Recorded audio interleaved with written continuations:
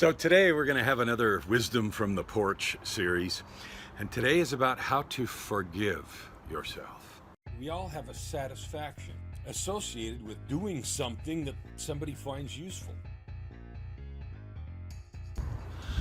So there's a whole lot of controversy, difficulty around the idea of forgiving yourself.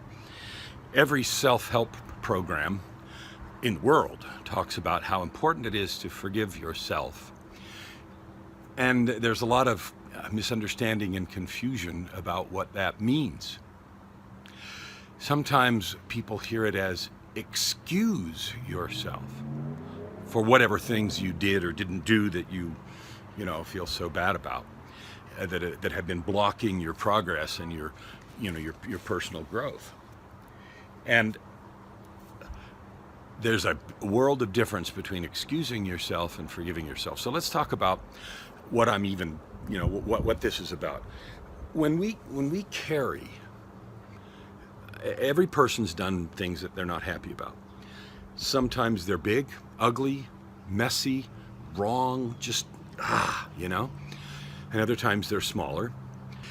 Even when they might seem small by comparison to others, each of us seems to carry the burden or the feeling that they are somehow inexcusable and wrong, and that we are doomed or damned or something because of whatever they are. But that's a separate topic, but it's true. Each person that I've ever talked about always feels like there's things that they've done for which they just can't ever, correct or fix or make better. And you know what? That's probably true.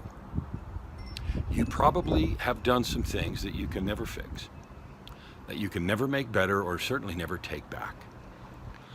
So what are we talking about when I say learning to forgive yourself? Well, first of all, it isn't excusing yourself. So if you've done something, small, medium, big, that's really, in retrospect, wrong. Maybe you knew it was wrong at the time and you did it anyway. Maybe you knew it was wrong at the time and you did it anyway. And you did it with impunity, without regard to who you were going to hurt, or how badly or it was going to hurt, or how long the consequences were going to last. And maybe you did that. And then you come to the question of forgiveness. So first of all, it's not excusing yourself. Excusing yourself is making an excuse why somehow whatever it is wasn't so bad. Minimizing, well, it wasn't that big of a deal. Others have done worse. It was only this. It was just that. Words like only and just and those things, they're excuse words. That's not what we're talking about. What we're talking about is forgiveness, which means something completely different. It doesn't mean fixing, because depending on what it is, even like hurling an insult, a very damaging insult at a really vulnerable time, you may never be able to fix that. You can't take the words back, you can't take the emotion back, you can't take the pain back. And so forgiveness also doesn't mean fixing something, although restitution for things that were wrong is an appropriate principle, appropriate thing to do. And I think of the 12-step program, no matter which one you're in, it talks about making restitution to all those people that you've harmed. Restitution means making it better, making it right. The simple example is if you stole money, give it back. But even giving the money back doesn't fix the distrust, doesn't fix the breach of, character and honesty that led to the theft in the first place. It simply restores the cash. And that difference, that deficiency is the key difference. So now that we've discarded the idea of making excuses or minimizing or pretending that wasn't wrong, we're going to get to the crux of the matter, which is forgiving yourself, knowing that you may never be able to make something right, knowing that you're not making excuses or pretending it wasn't, wrong or severe or whatever it was. So what do you do? First of all, forgiveness doesn't mean something didn't happen. But one way to look at it is the act of ending the self-torture. If you remain negative, hateful, angry, fearful, or guilty in your heart for months, years, decades after something happens, you reduce your ability to be effective. You reduce your ability to make restitution. You reduce the good that you can do in the world.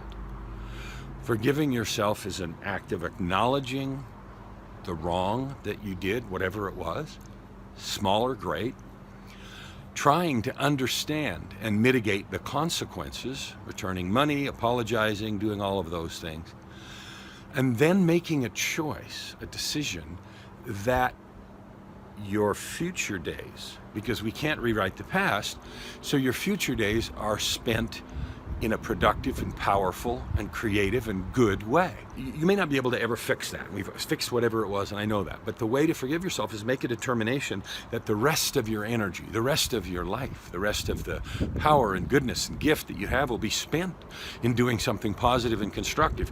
Maybe in the area where the problem was, and maybe in some other area. But it's a choice that you make to end the power of the event over you. Because when you feel guilty incessantly and on and on and on, and you have done what you could to make restitution, and you don't, you change the way you behave or act, if you continue to carry that rock, you simply limit forever, or as long as you choose to carry it, your ability to do good, to add good. You also limit others' ability to have hope for change. The idea of no forgiveness is really centered around the fact that sometimes we believe there's no way anyone can change. A zebra can't change his stripes, or spots, or tiger, or whatever. But at the foundation is a truth that we can change. We can become different. We can become better, and we can move forward. We can become a different person. You go back to Shakespeare's play, where a guy that was trying to kill his brother all the time, and then he had his brother was nice to him, so brother A hated brother B, and he was trying to kill B all the time, and B was always nice to A, and then B rescued A from death one day, and it profoundly changed brother A's life forever, and he was no longer negative, and he repented, if you want to use a religious word, but he changed, right? And there was some ladies talking to him and said, "Aren't you the guy that was trying to kill your brother?" in Shakespearean language. And he said, "'Twas I, but 'tis not I," meaning that's who I used to be, and today I'm something different. So forgiving yourself is an integral part of moving to a different place, becoming a different person. So how to do that is recognize the good that you can do from a new place, making a choice that you're going to embrace that good and that opportunity, making whatever restitution you can or that's appropriate for the circumstance, and understanding that mistakes are part of our life, even if they were cruel and intentional mistakes. There is a place to end the grip, the suffering, and the pain that they have over you and move forward.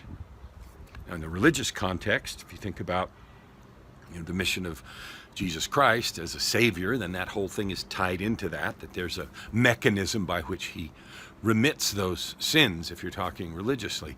But even if you don't bring that into it, and I do, I'm religious, and I'm very convinced about the mission of the Savior and so forth, but the idea that you carry this burden forever and there can never be a reprieve and you can never move forward is simply a repudiation of your own value and a complete annihilation of your ability to move forward. So fix the things you can.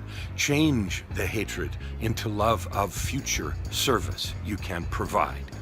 Embrace the opportunity to do good and move forward in power, to forgive yourself and create beauty. We'll see you tomorrow. Thank you for watching the videos. Take this opportunity, leave a comment, subscribe most of all, and don't forget to spread the word about this channel.